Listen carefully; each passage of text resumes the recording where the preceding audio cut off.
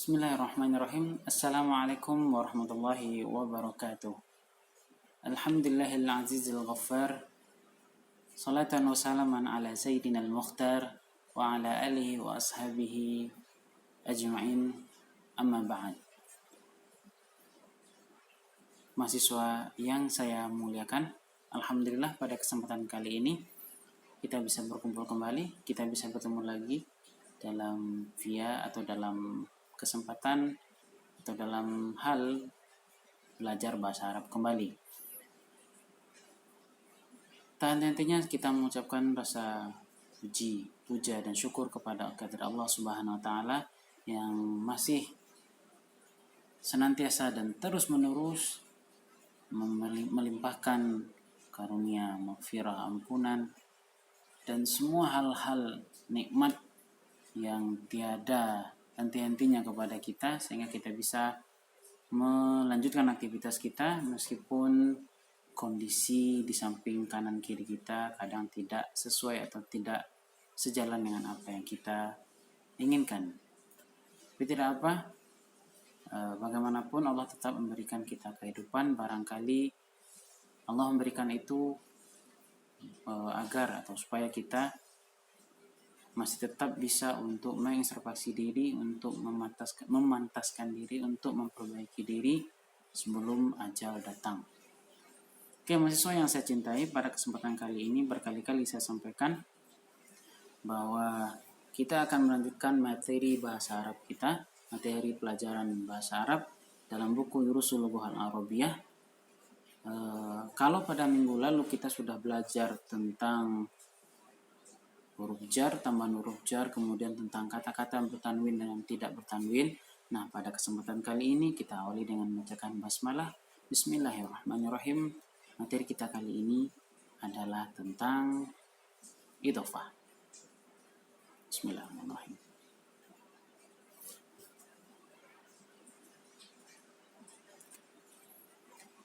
Mahasiswa yang saya muliakan, yang saya hormati, semoga tetap semangat, pasang niat untuk tetap semangat dalam beraktivitas dan belajar untuk kali ini. Sebagaimana yang saya sampaikan pada beberapa menit sebelumnya, tadi ada jeda sedikit, materi kita berpindah pada halaman 27. Nah, sekarang saya sudah berada di hadapan laptop saya. Silakan kalian buka buku kalian, buku Durusul Lughah yang sudah diunduh, yang sudah di-download pada halaman 27. Silakan menyimak, semoga bisa dipahami apa yang saya sampaikan pada materi kali ini. Dan insya Allah untuk membantunya juga saya akan kirimkan catatan dalam format Microsoft Word atau pengolah kata tentang materi kita kali ini. Bismillah, mahasiswa yang saya cintai. Tadi saya sebutkan bahwa materi kita tentang idhofah. Apa itu idhofah? Nah, oleh karena itu sebelum kita membahas tentang idhofah tadi, mari kita cek atau kembali lihat pada halaman 27 karena ini adalah pengantar untuk sampai kepada materi penjelasan tentang idhofah tadi. Karena pengantar ini akan menguatkan nanti tentang idhofah. Oke, pada halaman 27 mahasiswiku, halaman 27 tertulis itu ad-darsul khamis yang artinya pelajaran kelima. Nah, kita alhamdulillah sudah sampai pada pelajaran kelima dalam kurun waktu yang lama, mulai dari awal-awal kita kuliah. Sekarang melangkah pada pelajaran kelima. Sebenarnya udah berapa pelajaran ini? Tidak masalah, tapi saya mengikuti buku ini. Oke, seperti yang saya sampaikan pada minggu sebelumnya bahwa pola penulis kitab ini, penulis buku ini sudah beranjak, sudah bertahap, yang biasanya hanya memparkan kata-kata, kosakata, kemudian gambar. Nah, pada halaman 27 ini sudah mulai dengan menggunakan dialog atau percakapan. Percakapan di sini terdiri dari dua person atau dua orang, Sa'idun, Yasirun. Oke, untuk mempermudah saya akan mensukunkan atau mematikan huruf terakhir. Tapi kalian harus tahu, semoga kalian paham dengan materi sebelumnya, harus tahu konsepnya bahwa jika sebuah kata itu boleh bertanwin, idealnya dibaca dengan bertanwin. Cuma ini karena sifatnya untuk kemudahan saja, makanya saya sukunkan harokat terakhir dari sebuah kosakata. Khusus dari nama-nama Sa'id dan Yasir. Adapun kosakata lain dalam dialog ini atau teks ini ada yang saya bunyikan huruf terakhirnya, harokat huruf terakhirnya. Oke, silakan kalian lihat, saya akan bacakan. Sa'idun, bismillahirrahmanirrahim. Akitabu Muhammadin hadza ya Yasir. Yasir. La, hadza kitabu Hamidin. Aina kitabu Muhammadin? Huwa 'ala al-maktabi hunaka. Aina daftaru Ammar? Huwa 'ala maktabi al-mudarrisi. Qalamu man hadza ya Ali? Hadza qalamul mudarrisi. Aina haqibatul mudarrisi? Hiya tahtal maktabi. Oke, maaf saya lupa tadi saya katakan cuma 3 orang saja. Ternyata di sini ada hanya 2 orang saja. Ternyata di sini ada 3 orang. Sa'id, Yasir sama Ali. Ali muncul terakhir. Oke, saya ulangi lagi. Akitabu Muhammadin hadza ya Yasir? La, hadza kitabu Hamidin. Aina kitabu Muhammadin? Huwa 'ala al-maktabi hunaka. Aina daftaru Ammar? Huwa 'ala maktabi al-mudarrisi. Qalamu man hadza ya Ali? Hadza qalamul mudarrisi. Aina haqibatul mudarrisi? Hiya tahtal maktabi. Mahasiswa yang saya muliakan, saya sudah membacakan 2 kali tentang dialog atau teks yang ada dalam halaman 27. Teks dialog yang ada di halaman 27 ini. Oke, jika memang perlu akan saya terjemahkan, tapi saya rasa tidak ada hal yang sulit lagi dalam menerjemahkan kosakata-kosakata yang ada dalam dialog ini. Karena kenapa? Karena hampir dikatakan seluruh kosakata di sini sudah pernah dipelajari pada pelajaran atau pada bab sebelumnya dalam buku ini. Jadi saya akan membacakan terjemahan secara bebas. Akitabu Muhammadin hadza ya Yasir. Apakah ini buku milik Muhammad wahai Yasir? Kemudian Yasir menjawab, la, tidak. Hadza kitabu Hamidin. Ini buku milik Hamid. Nah, kita batasi dulu pada 2 obrolan ini. Kalau yang menanya pertama tadi Sa'id menggunakan A, kita sudah belajar penggunaan A atau Hamzah.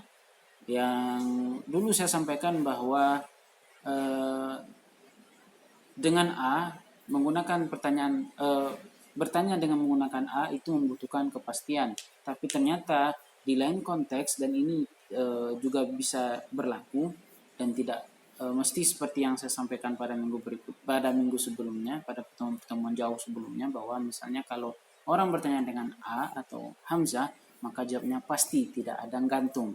Nah, mungkin akan muncul pertanyaan dari kalian, loh kok di sini Ustaz, Pak, kok pakai la? Padahal dulu yang Ustaz sampaikan, yang Bapak sampaikan, kalimat tanya yang membutuhkan la atau na'am itu cuma dengan hal saja. Alhamdulillah di sini ternyata penulis sudah memberikan penjelasan, sudah memberikan kode bahwa ternyata penggunaan kata A atau Hamzah itu tidak mesti selalu dijawab langsung. Boleh juga dengan diantarkan atau didahului dengan na'am atau la. Jadi tidak salah. Kenapa sih saya bilang pada pertemuan-pertemuan sebelumnya bahwa penggunaan kata Hamzah atau A itu jawabannya adalah butuh kepastian kejelasan. Itu karena apa? Supaya ada tahap-tahapan, supaya nanti kalian tidak kededep, tidak kaget. Loh, ketika dijelaskan Bapak langsung berikan beberan atau paparan pertanyaan yang begitu, jawaban yang gitu panjang.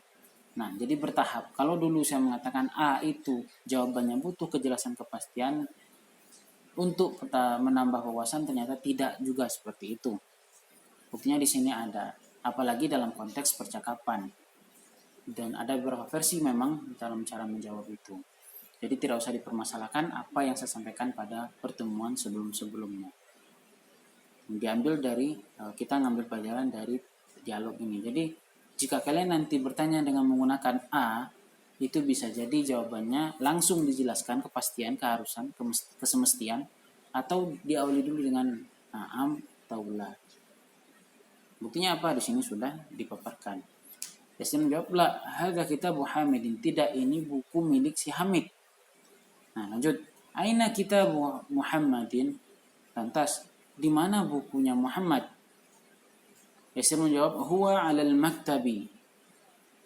Buku tersebut, huwa itu artinya dia, tapi kembalinya kepada buku tadi. Jadi jangan diartikan dia manusia, tapi buku tadi. Buku Muhammad di atas meja. Terus ada hunaka. Nah, ini kosakata baru bagi kalian. Hunaka artinya adalah di mana, ayo? Di sana. Kalau huna di sini, tapi hunaka di sana. Jadi bukunya tuh di sana, kata Yasir. Bukunya di sana, di meja sana. Terus, aina daftaru Ammarin. Ini ada kosakata baru, daftaru. Daftar itu bisa diartikan dengan buku catatan, bukan daftar nomor 1, nomor 2, nomor 3, tidak. Daftar dalam bahasa Arab, kalau konteksnya belajar itu diartikan dengan buku catatan. Aina daftaru Ammarin, di mana buku catatannya si Ammar? Kemudian dijawab, huwa 'ala maktabil mudarris. Buku catatan si Ammar tadi di atas meja guru. Ditanya lagi oleh Said, qalamu man hadza ya Ali. Nah, ini mungkin pola baru. Qalamu man hadza. Qalam artinya pena, man siapa? Hadza ini. Berarti kalau kita artikan secara yang tepat adalah pena siapa? Pena milik siapa ini? Pena ini milik siapa wahai Ali? Gitu loh. Bahasa untuk mempermudahnya. Berikut dijawab oleh Ali, hadza qalamul mudarrisi. Ini adalah pena milik guru. Lanjut.